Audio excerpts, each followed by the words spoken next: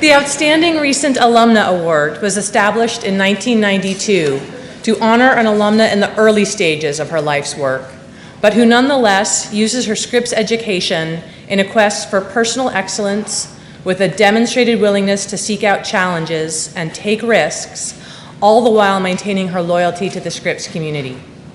This year's recipient graduated in 2002 with a degree in studio art. She's a conceptual artist working with craft and food to tell the stories of migration. She's also a writer, educator, cook, and co-founder of the People's Kitchen Collective. She's been described by her classmates as an inspiring innovator and the best possible example of the spirit of a Scripps education. Her classmates and nominators for this award laud not just her artistic talent and commitment to social justice, but her ability to bring people together, to create aesthetic beauty that makes the audience ponder different realities. Please join me in presenting and congratulating Sita Kuratomi Bhaumik as the Outstanding Recent Alumna.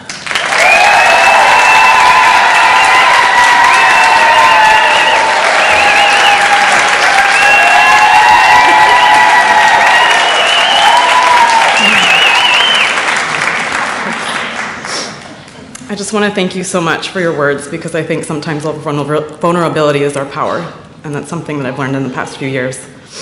And I'm deeply touched by your words, and also what I can feel from you.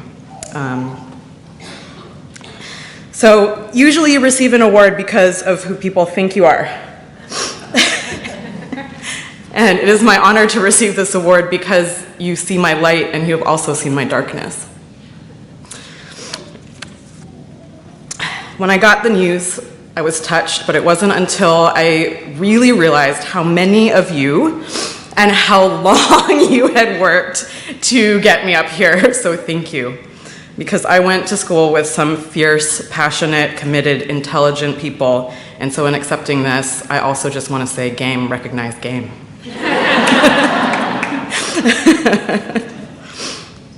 Scripps, in fact, set the foundation for my work. I studied art here, and 15 years later, it was my dream, and I am now living that dream, that I can count many of you and many of my professors as colleagues. That's an incredible feeling. And for someone who couldn't actually answer what paradigm shift meant on their core final, I honestly didn't answer that question. I didn't know what it meant. I have now dedicated my life to enacting something that I could not understand at the time. Also, I have there's mascara now, there's ceilings, there's all sorts of things. Okay.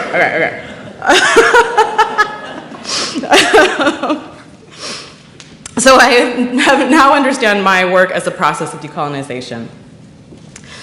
And what do I mean by decolonization?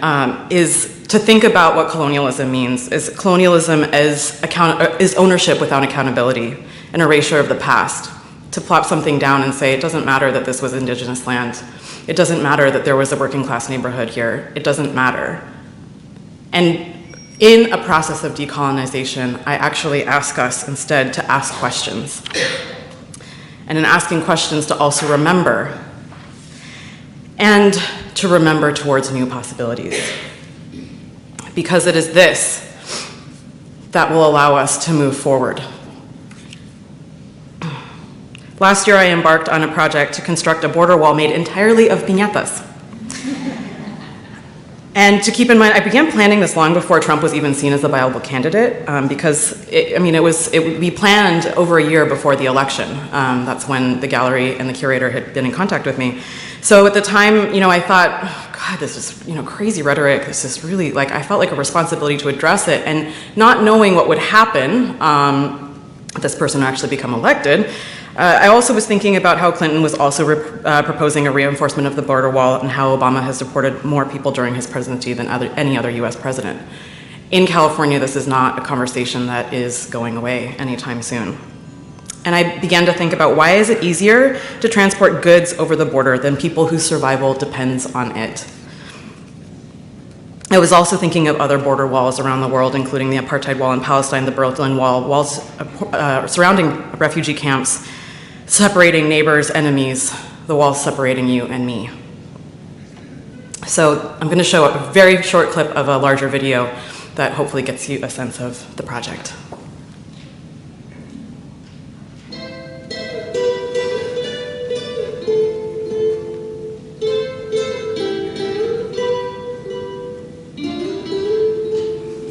As artists, even in a symbolic way, how can we creatively respond?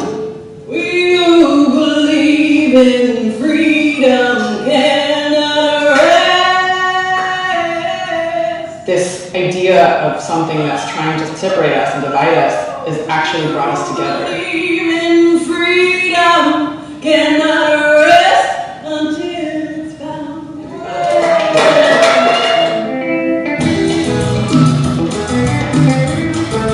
It really does feel like this wall kind of took on a life of its own.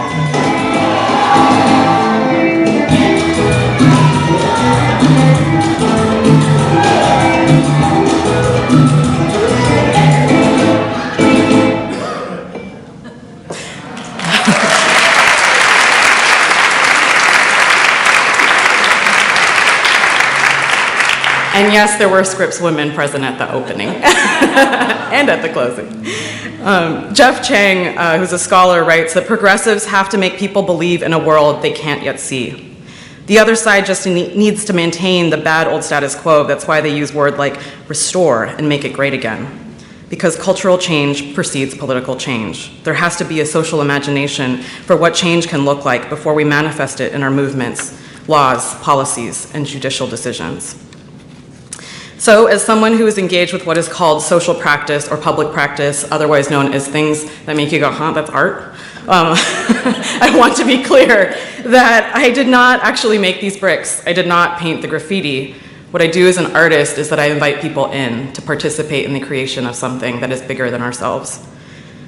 And it's through my own lived experience in my family, who is here, and who made it possible for me to go to Scripps, and who never pressured me to study engineering or law or anything. They were perfectly happy for me to get an art degree. Thank you.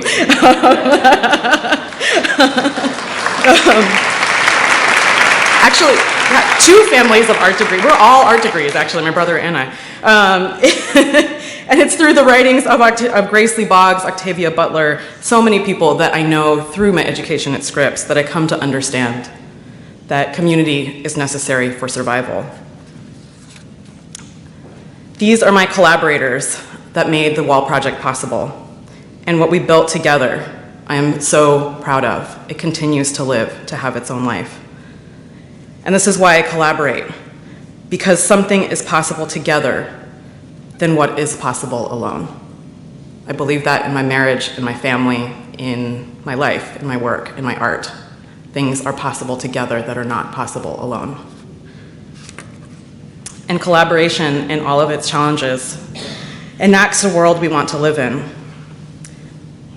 I am not interested in working alone. I don't need to get all the credit. And through my work with PKC on farms and producing meals, I have also learned diversity and community are not something we should do. They are critical, uncomfortable, necessary for our survival. And when I say survival, I mean physical and cultural survival. So whether in a West Oakland warehouse, or at the Smithsonian, or at Little Bobby Hutton Park in West Oakland, I ask myself, and today I ask you to consider, what is our power? What is our privilege? When are we bridges? And when and how do we open doors for ourselves, for each other? And the other thing to remember in opening a door is that you have to get out of the way sometimes so that you can both get through to the other side. And this is not easy. It's not easy to know when and how it's necessary. When do you take your seat? When do you give it up for someone else? But I think it's a question that is so critical to our success. And as we stand in solidarity with each other and with the students here at Scripps and with future students, I just want them and I want you and I want all of us to feel how important. Some of us got through Scripps because we felt that those alums reach out to us. those other students reach out to us. For first-generation students, for working-class students, for undocumented students, for Black and brown students, this is not often an easy place to be. And the community that some people find here, others people have to struggle and carve out for themselves.